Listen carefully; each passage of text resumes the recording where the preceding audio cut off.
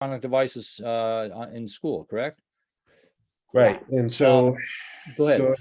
yeah, I provided the committee with two policies, and I can put, maybe I should just put one up on the board.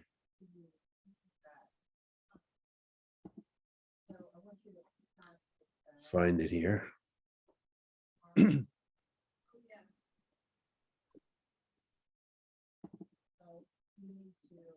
All right.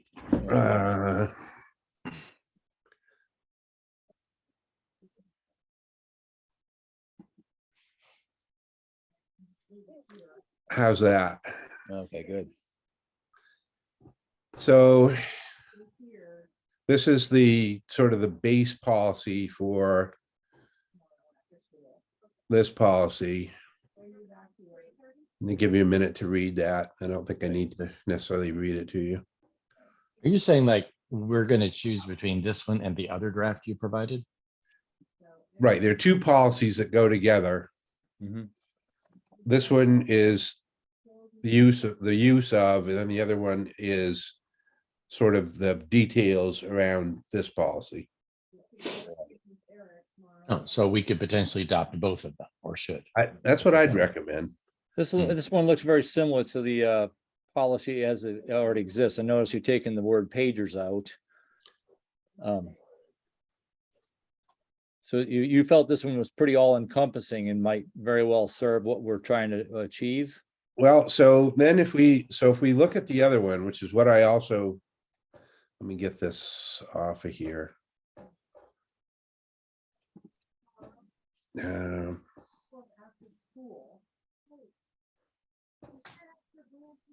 Well, where'd that one go?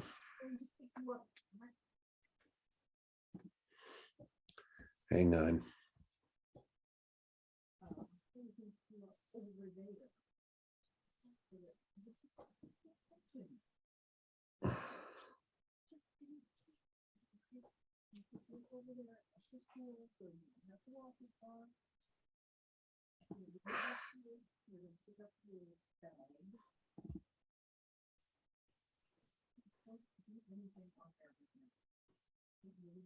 All right.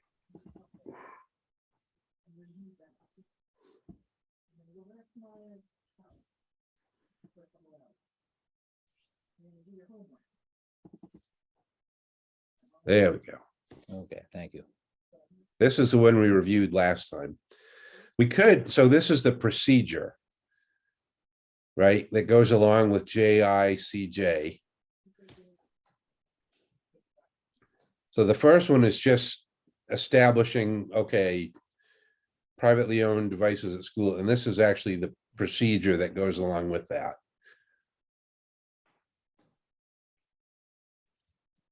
And this is actually what you sent me, Mark. Now it just looks like our policy.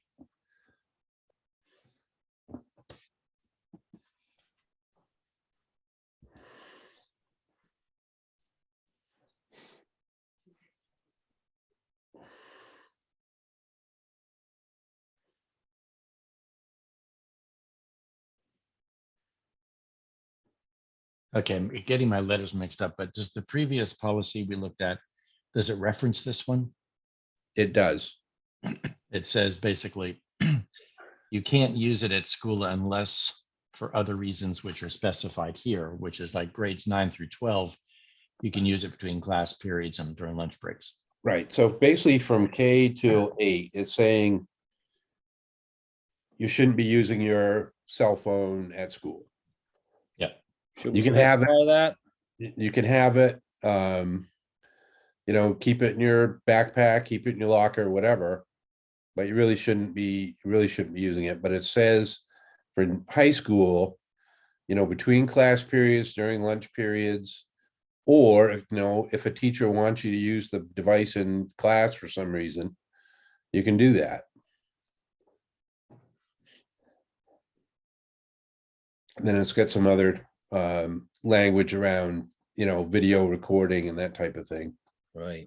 Yeah, it looks like they can like use it on a bus if allowed by bus drivers and the chaperones. You know, but it does go into more specificity about, you know, recording. So, you know, recording it's prohibited in locker rooms, restrooms, and classrooms, and that's within the purview of the board. Um,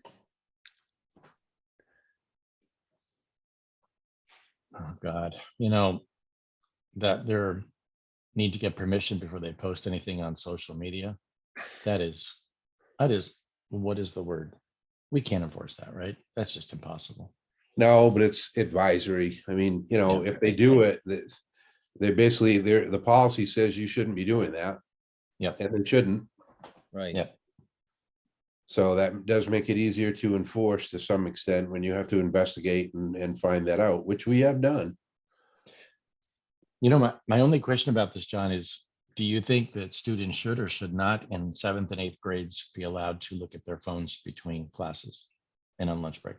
I don't, I mean, we had Colden here the last time he spoke about that, and he has stated that it's really disruptive. They don't manage that well. There's really no need for them to be doing that. Okay, So that would be my recommendation. And kind of like they're just not in the developmental place yet to manage it well.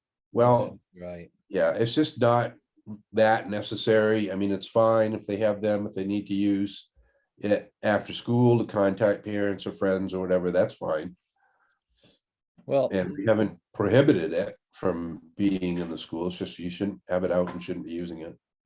I have personal knowledge though of a young lady using her cell phone, using her text function during class, a 7th grader. And so Yeah. you know, this kind of, I know it's up to the teacher to kind of monitor the class and all that, but you know, what's to say, and I'm not certainly making any accusations here and all that, but you know, it seems to me that there's a opportunity for academic dishonesty, you know, not to mention disruption and you know, all the other things we're trying to prevent. It would just seem to me that the 7th and 8th graders, 6th, 7th, and 8th graders shouldn't have their cell phones at all on them, whether they, I don't know, I guess it's up to the teacher whether they want to have them drop it off on a box as they walk in the door, or just, I don't know. I don't know of any other way to enforce that. That's the problem though. Well, then that becomes somewhat unenforceable because a student can just say, I don't have it. Right. Yeah, I mean, it honestly, Mark, I mean, we talked about that as an administrative team. I think if we just say you can't have your phone, period, in middle school, I have a feeling we'd have some very busy board meetings for a while. Hmm. Well, I mean, not, Parents are gonna bring up, look, it's a safety issue. You know, I want my child to have a phone. They need to contact me. I don't want to go through that. I mean, that's what they'll bring up. I mean, well, I mean, they're talking about a lot of the maybes, and I have the it happened. So I, you know, that's the problem I have is they're honestly, disruptive. if a student has their phone out in class and they're texting, and that teacher isn't doing something about it, that's an issue with the teacher, not the kid. Yeah. Well, I mean, I'm sure the teacher probably didn't know, and that's the problem I have. But again, unenforceable. So I don't know. I guess that doesn't leave us with many options. But I mean, I think this policy is good. I think it's actually, in as far as high school is concerned, somewhat less restrictive Right. than the former policy. I think it's reasonable. I mean, really what we're trying to do is get these kids ready for whatever the next step is, whether it's join the workforce or the service or college or, you know, business or some other thing. Right. They've got to learn how to regulate at some point. Right. Kelly, did you have some, you said you had some thoughts in a previous email that you might want to share? Did you? Oh, that was if I couldn't make the meeting. Okay. Yeah, I mean, I talked to with my son about this already and said, you know, you can't have it because he is attached to his phone. And I Right. said, Sure. well, if you bring it out in class and it gets taken away, I'm not gonna, like, you're breaking a policy. So I'm not gonna defend you in that if you have an emergency, then you let the teacher know and they'll let you contact me, and maybe they'll tell you to use your phone then, but I'm not standing up for you because you know that this is the policy, so don't do it. No, no. Yeah, do you guys ever get that? Hey, you're on the school board. Come on, help me. I used to get that. He tried a little bit and I shut that down real quick. Yeah. Shot it I was down, like, that right. doesn't mean anything for you. Mean nothing. Yeah. It's a big nothing. I have zero power on my own here. And I'm not going to use anything I do have for years messing around. It's It so was funny. always an inverse relationship with me as a school administrator with my kids. Yeah, I bet. Oh my goodness. man. It sounds Okay, like this so- policy matches what the two principals said that they're doing already. So that feels good to me then. Okay, well, we have to bring them before the board anyway. They may have some thoughts on it as well when we. It looks I good to think me to it- bring it before the board. And I think that maybe board members may ask about students like bringing in their own laptops to do all their schoolwork and not use the school iPad. We'll just need to be clear as to how and why that's not what we want to do. And is that common? No, I don't know. I just remember my kids asking me when they were in high school, and I said, I asked Bruce about it, and I talked So about the network and the traffic. And the- go ahead, John. the You don't answer, have any of the controls on there, right? Is that the, Right, that's the problem, right? right, the answer to that is we want to be able to have our own devices on our own network, because we also use classroom management software to monitor and direct and assist students with work on those iPads. And if you had just any old laptop, that would not function.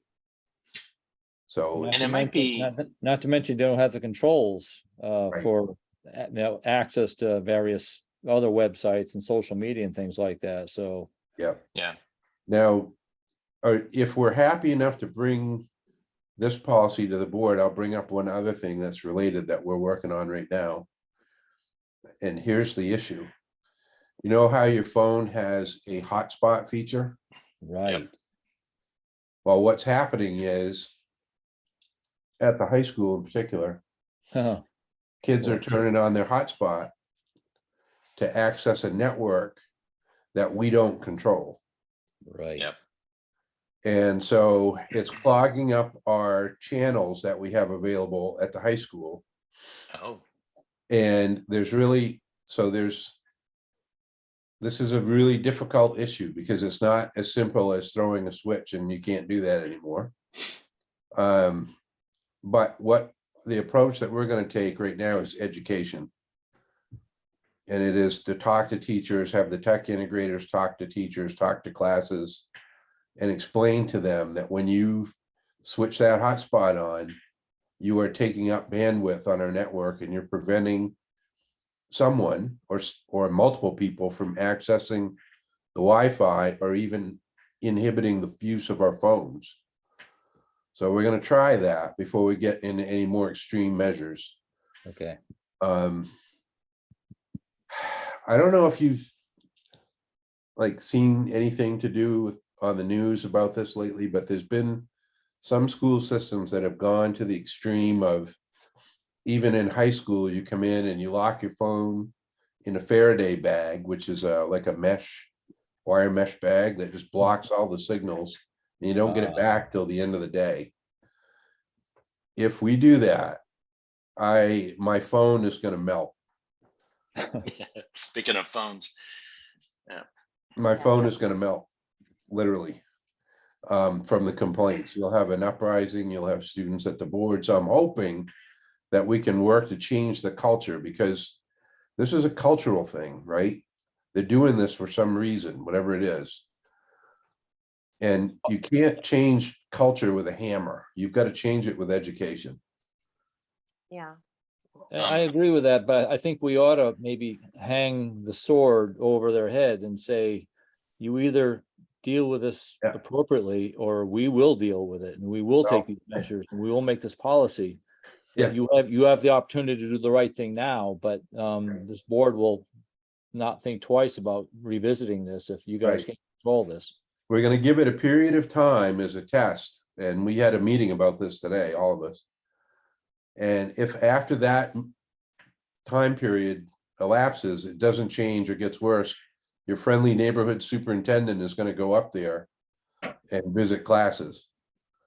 And I'm going to tell them, look, this is the issue that you're facing.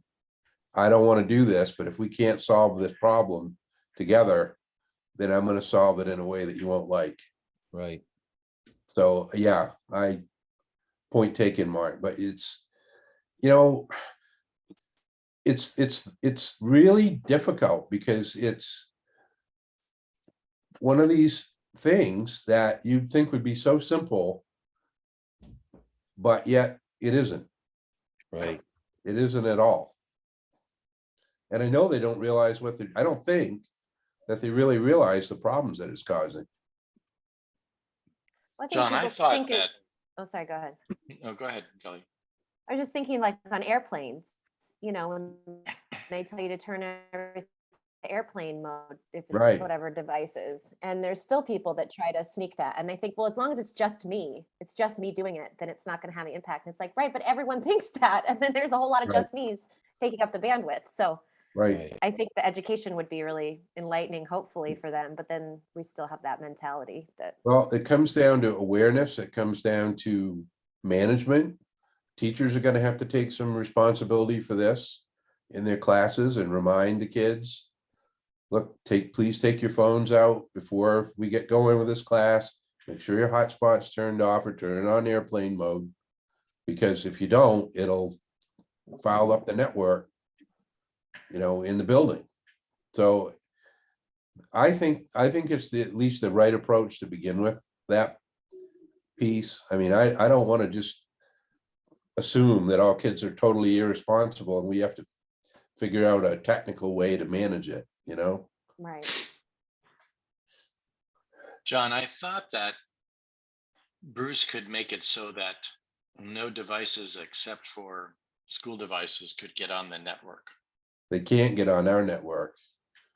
But what they're doing is they're turning on their hotspot and they're Just getting feed on off their their own network. They're But- making a cellular hotspot and using that network. Right, but that doesn't clog up our Wi-Fi, does it? It clogs up the channels available in the Wi-Fi in the building. It does, even though they're on Wi-Fi. Yep. I'm sorry, they're on cellular hotspot. Because it's bouncing off a switch and the router to get out. I'm not a techie per se. I know some things. Bruce explained it to me and it gums up the switching of all the channels that are available in the building. Okay, I don't know how it works. It's a magic. I don't know how thing, that works either. That is. But I just know that it's a problem because I know Bruce, you know, when Bruce, his face turns red and he starts Yeah. to Yeah. grit his teeth. Yeah. It's not good. But they Yeah, honestly Bruce have is so good. many resources that if they need to, like, you know, I sent messages to people on my TI 190 calculator or something in class. Like, you have way more than that. You can figure How did something you out. figure You don't, that out? Yeah, yeah. you Well, don't need your hotspots. Come on, get creative here. well, right. And again, I think we need to teach students to regulate and to manage with what they're doing. Yeah. I mean, I guarantee you that if you work for a company and this was fouling up their network in some way, you wouldn't be doing it long. Right. Yeah. Yeah. So, you know, I think again, I always think we need to educate first and then if we have to get into it deeper, then we'll get into it deeper. But I thought I'd make you aware of it since it is a topic under discussion. I don't think currently a policy change is necessary in that regard. No, I'm Okay. also giving them the opportunity to do the right thing. Absolutely. So, Yeah. but that's something we need to maybe ask about a month or two down the road and find out how that's working out. So. Oh, I'll get back to you. Don't worry. Okay. I don't I don't want want to make Bruce's face red. no, and I don't want my tech director and my principals all upset either, or No. my staff, you know, that's just not good. No. So their headache is my headache. Okay, well, I'm happy to bring this before the board and let them have a reading of it, and I'm Good. sure we'll probably have to, take this back to, amongst ourselves and adjust further. Sounds Yep. good. The policy on insurance around personal possessions, I'm not ready to bring that back yet. Hopefully by next month I will be. Okay, Okay. John, can you get that off your screen, please, so we can all be, Oh, sorry. all right. thanks. Yeah, there we go. Okay, And then I've got some other required bits and pieces of policy that I'll talk to you about, Mark. I'll send you. Okay. We'll get Very back good. on track. Not many. Well, then let's call it good. We'll see you all at the meeting at the first Wednesday of the month, right? Yes. yeah. Actually, I'd like to ask you, Kelly and Mark, a question once we turn off the recording about a separate issue not related to this All right, committee. hang on and I'll end the meeting at 6:58.